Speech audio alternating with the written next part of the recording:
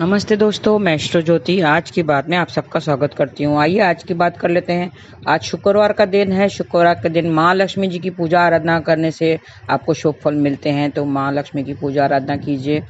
और मैं वास्तु से शुरू करती हूँ, फिर आज की खास बात ले लेंगे और कृष्ण कथा में हम थोड़ा सा ज्ञान की बात करेंगे, तो अंत तक बने रहिए। वास्तु की बात करें तो हम मोमबत्ती की बात कर रहे थे। पश्चिम दिशा में कौन सी रंग का मोमबत्ती लगाना चाहिए? पश्चिम दिशा में सफेद मोमबत्ती लगाएं। इस दिशा का संबंध धातु से होता है और सफेद रंग खुशहाली का प्रतीक है और हर्ष तत्व बढ़ता है। घर में खुशियां आती हैं, चेहरे पर भी अलग सी रौनक छा जाती है। तो पश्चिम दिशा में सफेद रंग की मोमबत्ती लगाना चाहिए। ये थी वास्तु की बातें। अब तिथि और योग की बात करते हैं। प्रतिपदा तिथि आज शाम 7:25 तक रहेगी। आज से ज्येष्ठ का महीना प्रारंभ हो चुका है। ज्येष्ठ का महीना प्रारंभ हो चुका है जो 22 जून तक रहेगा। ज्येष्ठ कृष्ण पक्ष की प्रतिपदा को करवीर व्रत किया जाता है। करवीर व्रत किया जाता है। इस व्रत में सूर्य देव की पूजा का विधान है। तो आज सूर्य देव की पूजा करें, उनको अर्घ्य दीजिए, मंत्र जाप कीजिए। ओम ग्रहणी सूर्याय नमः। करवीर व्रत से संसार का हर सुख मिलता है।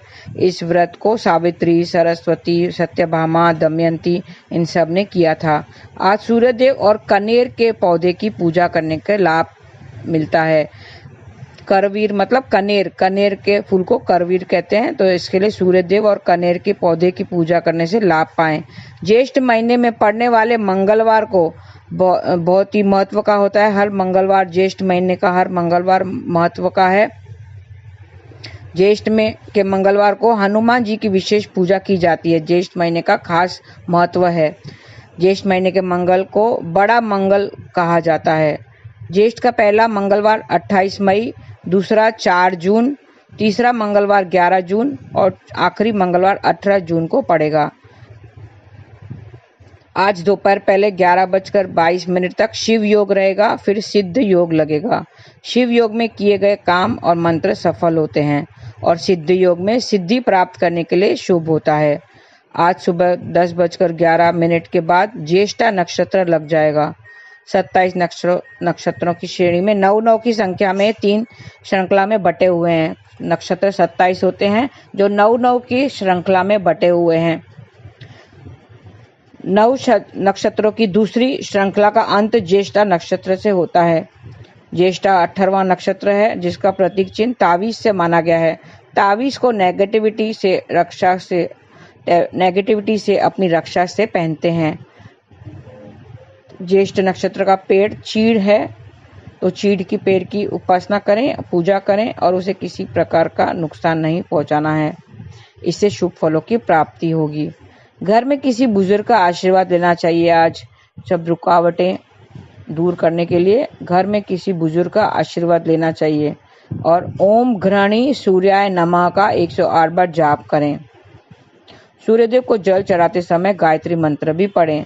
ओम भूर्भुवः स्वः तत्सवितुर्वरेण्यं भर्गो देवस्य धीमहि धियो यो नः प्रचोदयात्। ये गायत्री मंत्र है, इससे मानसिक शांति मिलेगी। आज सूर्यदेव के निमित्त व्रत करें। कनेर के पौधे की विधि पूर्वक पूजा करें। माँ दुर्गा के अर्गला स्त्रोत का पाठ करना चाहिए। जीवन में सुख शांति पाने के लिए आज माँ दुर्गा के अर्गला स्त्रोत का पाठ करना चाहिए। माँ दुर्गा के अर्गला स्त्रोत का पाठ आपको दुर्गा सप्तशती में मिलेगा। अगर नहीं है आपको दुर्गा सप्तशती की पुस्तक, तो आप इंटरनेट से डाउनलोड कर सकते हैं। पिता का साथ पाने के लिए मंत्र जाप करें। ओम ह्रीं ग्रहणी सूर्य आदित्याय श्रीम। ओम ह्रीं ग्रहणी सूर्य आदित्याय श्रीम ऐसे जाप करने से पिता का साथ आपको मिलेगा। घर परिवार में खुशियां पाने के लिए 1 लोटा जल में लाल कनेर का फूल डालें, सूर्यदेव को चढ़ाएं और प्रणाम करें। लाल कनेर का फूल नहीं मिले तो थोड़ा सा दूध ही डाल दें और सूर्यदेव को चढ़ाएं और प्रणाम करें। चावल भी आप डाल सकते हैं। तो घर परिवार में खुशियां बढ़ेगी। व्यापार में बढ़ोतरी के लिए भगवान को मीठी रोटी या पूरी का भोग लगाएं। प्रसाद के रूप में उसे ग्रहण कर लें, दूसरों को भी बांटें। आज सूर्यदेव को जल चढ़ाना चाहिए। आप फिट रहने के लिए सेहत अच्छी रहने के लिए सूर्यदेव को जल चढ़ाना आवश्यक है। घर के मंदिर में भगवान को गुड़ का भोग भी लगा सकते हैं। और ऊर्जा पाने के लिए, सूर्यदेव की ऊर्जा पाने के लिए सूर्य मंत्र जाप करें। वो मंत्र कौन सा है? ओम रांग रींग रोंग स सूर्याय नमः। ये सूर्यदेव का मंत्र है, ऐसा जाप करें। और मान सम्मान में बढ़ोतरी के लिए कनेर के पेड़ या पौधे की तस्वीर लें और लाल रंग का नया कपड़ा मौली से बांधकर चढ़ाएं। तस्वीर को धूप दिखानी चाहिए।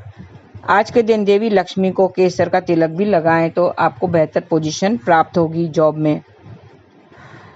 दूध चावल की खीर बनाकर देवी माँ को भोग लगाएं और खीर को छोटे बच्चों में बांट दें और खुद भी खाएं तो आपको अच्छी पोजीशन मिलेगी जॉब में। अच्छी पोजीशन के लिए ये उपाय है। तो आज ये छोटे से उपाय थे, आप कीजिए। ये थी आज की बातें। और कृष्ण कथा में हम कुछ ज्ञान की बातें कर लेते हैं। कहते हैं चलो श्री कृष्ण की ओर चलें। वो भी कहते हैं, श्री कृष्ण ने भी कहा है कि आओ मेरे पास आओ तो मैं तुम्हारे सब पापों से तुम्हें मुक्त कर दूंगा। उसने कितने अवतार लिए हैं भक्तों के कल्याण के लिए। उसने बहुत सारे अवतार लिए हैं। अभी तो 9वें अवतार उस दिन लिया था। 9वें अवतार लेकर उन्होंने हिरण्यकश्यपु का वध किया। ऐसे रूप भगवान का पहले किसी ने नहीं देखा था। ऐसा रौद्र रूप, उग्र रूप पहले किसी ने नहीं देखा था। कि अपने भक्तों के कल्याण के लिए उसे वो लेना पड़ता है। दुष्टों का नाश करने के लिए वो भक्तों के कल्याण के लिए वो अनेकों रूप धारण करते हैं। और ये रौद्र रूप उसने भगवान ने रौद्र रूप अपने भक्त प्रहलाद के लिए लिया था और हिरण्यकश्यप को नाश करने के लिए लिया था। उसको शांत करने के लिए सब देवता आए। माँ लक्ष्मी भी उन्हें शांत करने के लिए आई, लेकिन नरसिंहदेव शांत नहीं हुए। फिर ब्रह्मा जी ने प्रहलाद को भेजा, क्योंकि भक्त को देख के भगवान हमेशा खुश हो जाते हैं। तो इसके लिए प्रहलाद को भेजा उसको शांत करने के लिए। और नरसिंहदेव प्रहलाद को देखकर ही शांत हो गए। उसका पूरा गुस्सा, रौद्र रूप पूरा शांत हो गया और उसे अपने गोद में बिठाकर उसे गले से लगाया, गोद में बिठाया। भगवान अपने भक्तों को हमेशा खुश रखते हैं, उसे दुख नहीं पहुंचाना चाहते हैं। उनके खुशी के लिए हमेशा सारा कार्य करते हैं। वही तो हमारे पिता हैं। उसने कहा है, हम कहते हैं ना, तुम्हें वो माता जब पिता तुम्हें हो। हम वही तो हमारे सही मानों में माता है, पिता है। तो हमारे जो अभी जो दुनिया में माता पिता मिले हैं उनकी तो हमें सेवा करनी चाहिए। जो हमें इस संसार में जो माता पिता मिले हैं उनकी सेवा अवश्य करनी चाहिए। जो पत्नी मिली है उसका साथ भी देना चाहिए। पति की सेवा भी करनी चाहिए। पति पत्नी का रिश्ता एक अनोखा रिश्ता होता है। उससे वो ऊपर वाले कहते हैं कि दो रिश्ते सब ऊपर वाले ने बनाए हैं, ऊपर से बन के आते हैं। उन्हें जोड़ा ही इसके लिए है कि वो एक दूसरे का साथ दे सकें। पति को अगर परेशानी हो तो पत्नी को साथ देना चाहिए, और अगर पत्नी को कुछ चाहिए तो पति को साथ निभाना चाहिए। पति पत्नी का ये उन्हें जोड़ा ही इसके लिए है कि एक दूसरे का साथ निभा सके। एक सुख दुख में हम ऐसे साथ हम वचन भी लेते हैं। उसे जीवन साथी कहते हैं, है ना। जीवन साथी कहते हैं, लाइफ पार्टनर। ये मेरा लाइफ पार्टनर है। क्यों? क्योंकि उसे पूरी जिंदगी भर उसका साथ निभाना है, एक साथ बंधे हुए रहना है। हमें अलग नहीं होना है। दुख या सुख में, किसी भी हालत में, अच्छे या बुरे हालत में हमें एक दूसरे का साथ निभाना है। जो दो जिस्म एक जान की तरह, हम एक दूसरे का काम आ सकें, हम एक दूसरे के काम आ सकें जीवन भर। इसके लिए हमें उसे जीवन साथी कहते हैं। फिर बच्चे होते हैं, उनकी भी परवरिश करनी है। बिजनेस है, पैसे कमाने हैं, सबको हमें देखना है।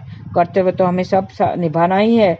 साथ ही साथ सारे रिश्ते हम निभाते ही हैं। सारे रिश्तों को अच्छे से निभाना है। खास करके पति पत्नी का रिश्ता तो हमें अच्छे से निभाना चाहिए। हमें अलग नहीं होना चाहिए। एक दूसरे के सुख दुख में हमें साथ देना चाहिए। एक दूसरे को समझने की कोशिश करना चाहिए और पूरी जिंदगी भर साथ निभाना चाहिए।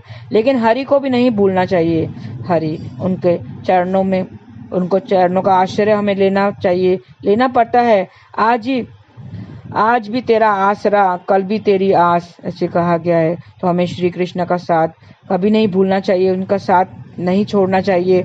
उनका नाम जाप करते रहना चाहिए। हरे कृष्ण कृष्ण कृष्ण हरे हरे, हरे राम राम राम हरे हरे। उनका साथ कभी नहीं छोड़ना चाहिए। हम जैसे रोज खाना खाते हैं ना, हम रोज खाना खाते हैं। आज अगर खाना खाया तो हम कहेंगे क्या कि कल ही तो हमने खाना खाया था, तो आज खाने की क्या जरूरत है? नहीं ना। अगर कल खाया था तो आज भी हमें भूख लगेगी, आज भी भूख लगती है और आज भी हम फिर खाना खाते हैं। हमें रोज खाने की जरूरत है, हमें खाना चाहिए। रोज खाते हैं, रोज भूख लगती है ना। कल भी भूख लगी थी तो आज भी भूख लगी है। आप कहेंगे कि कल ही तो मैंने खाना खाया था, फिर आज क्यों खाऊं? ऐसा नहीं कहेंगे ना, ऐसा नहीं कहते। हम रोज खाना खाते हैं, रोज ही हमें भूख लगती है। अगर जिस दिन हमें भूख नहीं लगती है, जिस दिन हमारी भूख मर गई, जिस दिन हमने खाना नहीं खाया, हमारी भूख मर गई, तो समझ लेना कि हम बीमार हैं। हम बीमार हैं, इसके लिए हमें भूख नहीं लगती है। इसी तरह हरि कथा, हरि कीर्तन की अभिलाषा हमें रोज करनी चाहिए। कल हमने किया था तो आज भी करनी चाहिए। अगर हमें हरि कथा, हरि भजन की अभिलाषा ना हो तो समझ लेना कि आप बीमार हैं, आप बीमार हैं। हमें आध्यात्मिक रूप से हम बीमार हो गए हैं, तो हमें रोज हरि कथा, हरि कीर्तन से जुड़ना है। रोज हमें उसकी अभिलाषा रखनी है। जैसे हम खाने की अभिलाषा रखते हैं, वैसे रोज हमें हरि कीर्तन, हरि नाम जाप की अभिलाषा रखनी है। रोज ही हमें नाम जाप करना है। हर हरे कृष्णा कृष्ण कृष्ण हरे हरे, हरे राम राम राम हरे हरे। जैसे हम तन की भूख मिटाते हैं, हमें भूख लगती है तो हम खाना खाते हैं और उससे तन की भूख मिटती है। उसी तरह मन भी भूखा है, मन की भूख मिटाने के लिए क्या जरूरत है? मन की भूख मिटाने के लिए किसकी जरूरत है? हम नाम जाप की जरूरत है। नाम जाप से हमारी मन की भूख मिटती है, मन को शांति मिलती है। जैसे खाना खाने से हमारा तन को शांति मिलती है, तन की भूख मिटती है, वैसे नाम जाप करने से हमारी मन की भूख मिटती है। आज के लिए बस इतना ही। धन्यवाद। आपका दिन शुभ रहे। हरे कृष्ण।